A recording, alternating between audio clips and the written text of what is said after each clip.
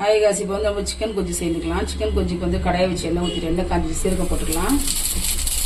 கடுகு, ஒரு பெரிய வெங்காயம். நான் வந்து அரை கேஜி சிக்கன் தான் செய்ய போகிறேன். வெங்காயம் வதக்கிட்டோம்.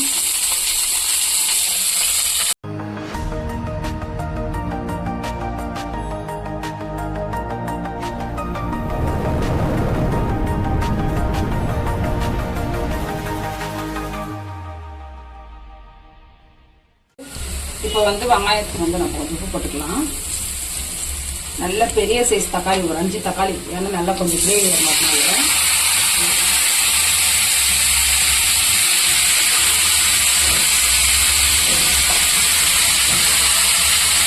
தக்காளி கொஞ்சம் வதங்கிட்டோம்னா வந்து தக்காளி வதங்கிடுச்சு. நம்ம கை வச்சு சிக்கன் போட்டுக்கலாம்.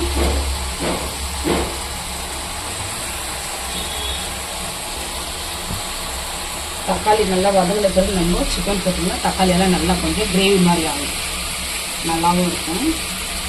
இப்போ வந்து நம்ம கூட வந்து நம்ம மஞ்சள் பொடி போட்டுக்கலாம். அதுலேயே நம்ம மஞ்சள் பொடி போட்டால் சிக்கன் கை வச்சுக்கிறேன், ஏன்னா கவுச்சி வாசனை எடுத்துட்டு நான் வந்து மஞ்சள் பொடி போட்டு கழுவுது. கொஞ்சமாக கரம் மசாலா போட்டுக்கலாம்.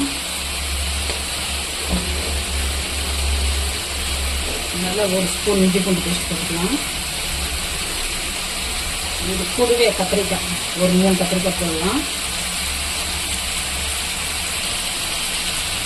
இப்போ நம்ம காரத்துக்கு கரம் மிளகாத்தூள், நம்ம காரத்துக்கு எவ்வளவோ அவ்வளோ போட்டுக்கலாம். நான் வந்து கொஞ்சம் காரம் ஜாஸ்தி சாப்பிட்றதுனால 3 கரம் மிளகாத்தூள் சின்ன ஸ்பூன் வந்து 3 போட்டுக்கிறேன்.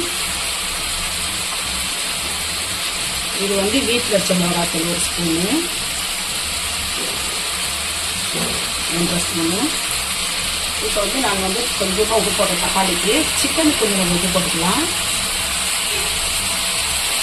போட்டு நம்ம தண்ணி ஊற்றக்கூடாது, இந்த சிக்கனில் தண்ணி இருக்கும், அதனால நம்ம தண்ணி ஊற்றாத இந்த சிக்கன் வந்து வேகத்துக்கணும்.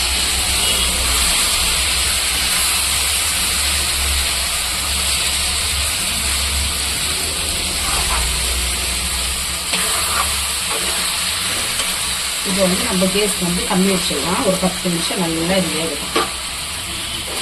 இப்போ நம்ம மூடி வச்சு ஒரு 5 நிமிஷம் ஆயிடுச்சு பாருங்க. நான் தண்ணியே ஊற்றலை, இந்த சிக்கன் இருக்கிற தண்ணி தான் இது, கொஞ்சம் கூட நான் தண்ணி ஊற்றலை. வந்து நம்ம வாட்டி நம்ம மிக்ஸ் பண்ணிடலாம்.